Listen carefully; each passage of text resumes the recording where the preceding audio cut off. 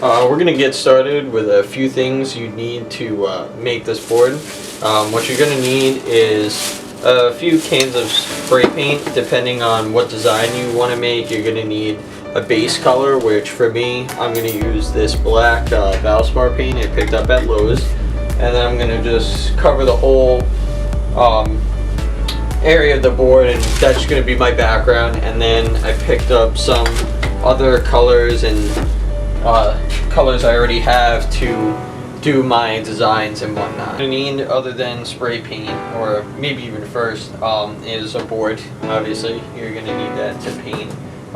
What I do is I use these little things. I think they're actually for the light fixtures in my house. They're old ones.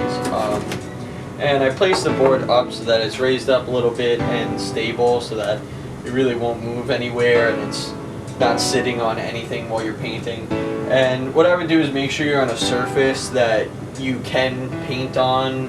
You don't mind getting paint all over, or put cardboard. I use the box that this skateboard came in as a little back protection so that I don't get random paint all over everything. It is proper protection. What I mean by that is something for ventilation. My basement does not have proper ventilation, so I have this gas mask. It's being for painting and cleaning dust and stuff like that, so it works good with keeping me not breathing in any of the fumes. You can also use one of those disposable face masks, maybe a bandana, put your shirt over your mouth. It's really nothing too crazy. And also I have this paint glove, which allows me to just get paint on it without getting all over my fingers, because it is hard to come off. And it does help when crushing things up. It doesn't leave fingerprints and whatnot. Other essential tools I use is tape. It really helps you keep in your lines, or if you want to make little designs and whatnot, you could do that. I use this frog tape. It's really good for blocking out so that the paint doesn't seep into the seams of the paint, and so that it doesn't peel off the layers underneath the paint. But you can use any kind of paint tape that you might find at your local Lowe's or Home Depot. Scissors to cut the tape, and I also use this tin foil, which you use for cooking and whatever else, wrapping your lunches and I don't know, whatever else you really use tin foil for.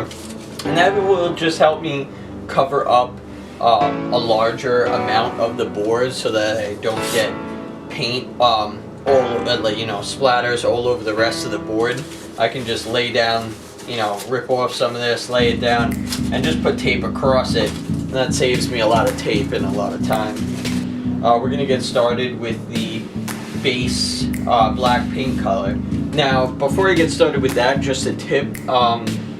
Sometimes your boards already come with a finish already on them. It doesn't matter if you buy a painted already board or a blank board like this one. A lot of times they have this clear coat on top of them, and if it's a kind of thick clear coat, something you might want to do is take your regular palm sander. I would recommend one that's round and not triangular or rectangle, because that will leave those imprints and you have to do a lot more work on the board. Just a round palm sander, and just sand all around the board to make sure you get it to a nice, smooth and flat like texture, and that'll just really help the paint absorb into the board and keep your paint on there for a longer time. Whereas if it's already got a clear coat on there, it will just kind of be another layer, and it can scrape off very easily. Alright, so let's get started.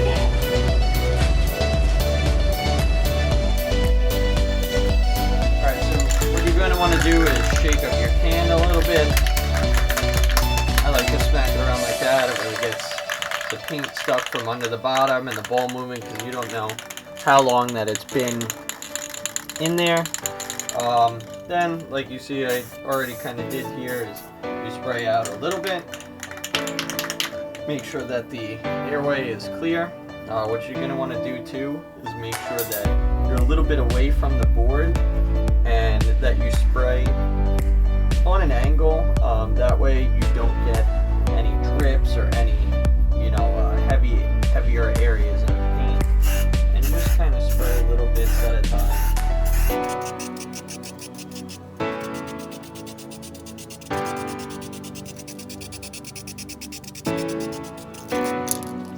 that's about it for the base background layer. You're going to want to let that sit for 10, 15, maybe 20 minutes just to be safe.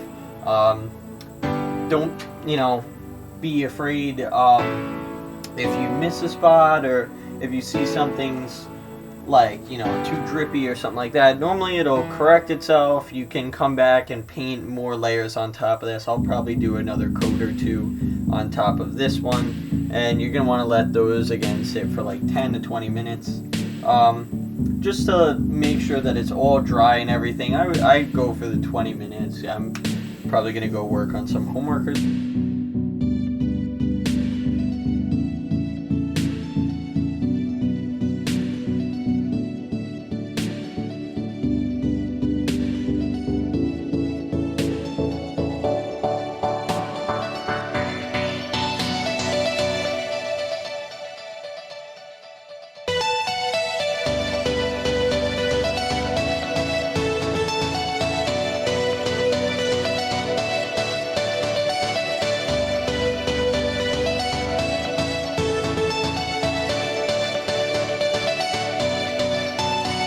going to do now is known as hydro dipping.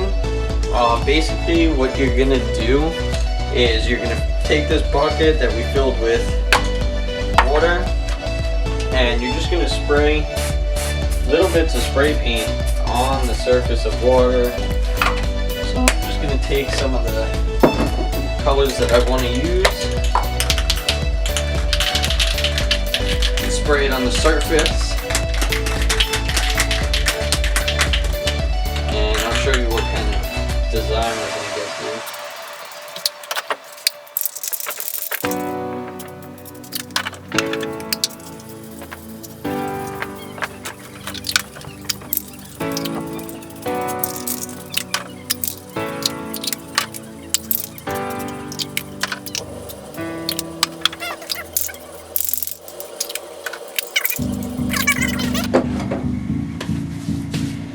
Alright, and then we are going to just take the board, we're gonna dip it in here, kind of move it around a little bit, and then you'll see when it comes out, it's like a nice little tie-dye design.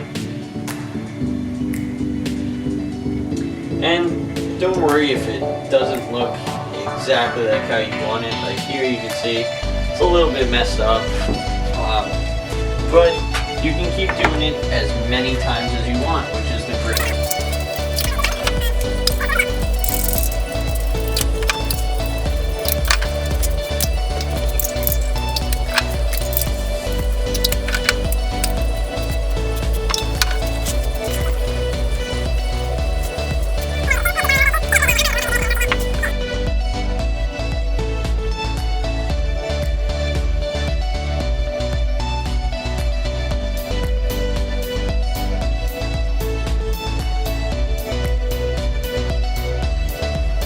Alright, so while this is drying, what I'm going to do is I'm just going to take my tape. I want to kind of make a little design up at the top here.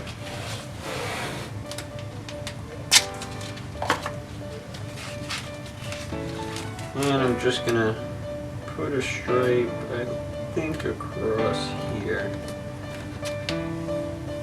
Just want to push down on the edges mainly to make sure that it's sealed down, otherwise the paint will go underneath and your design will get pretty messed up.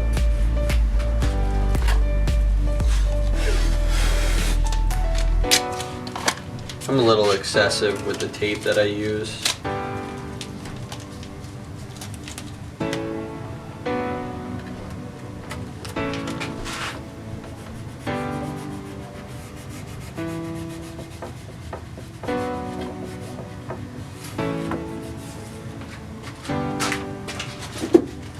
And I'm just going to get some tin foil like I had said before. Rip off a piece.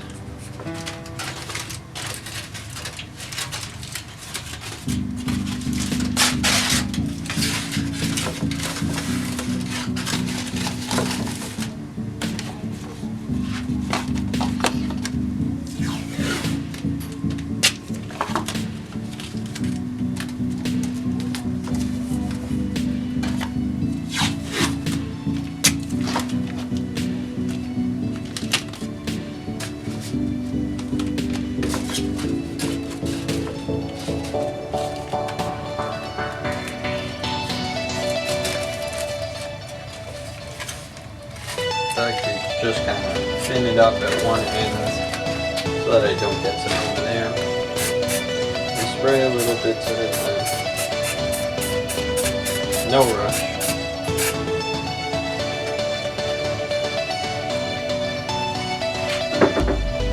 Check it over. Peel away.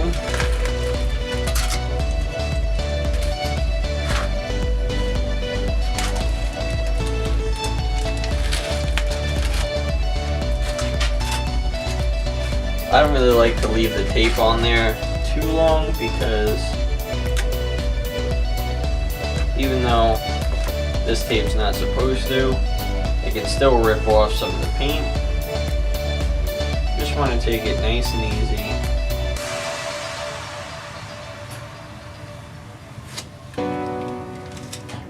I think I might do another stripe, so I'm going to save these.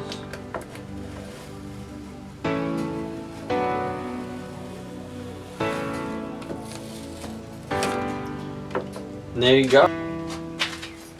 I noticed that I did get some spray over here. So what I'm going to do is another... That's the blue. Alright, here's the black.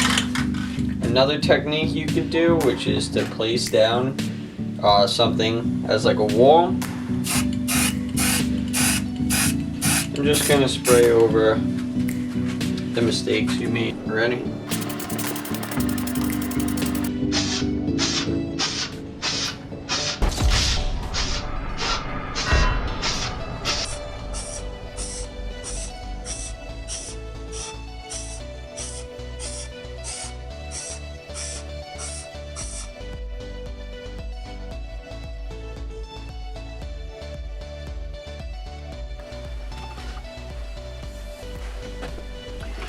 Alright, so I let that board sit overnight after doing both the pink and teal stripes and the hydro dip. You kind of just want to let that dry, air dry itself out, drip dry, whatever, because it will leave bubbles in the paint if you keep painting it, and sometimes just in general, but it still ultimately looks nice. So here's the board all finished. For the most part, and as you can see right here, there is drips of paint through that went through the tape. This did not happen after it was drying. This was while I was painting. There's some on the side here, and what you want to do with those is just touch them up with a paintbrush or something. Black is easy to touch up with. You can just keep respraying or whatever, or, you know, paint it all black and start all over again, but it's just way too much hassle. And I guarantee if you try to put tape over here and then spray this black, it's just gonna do the reverse and put all the black in your nice colored stripes.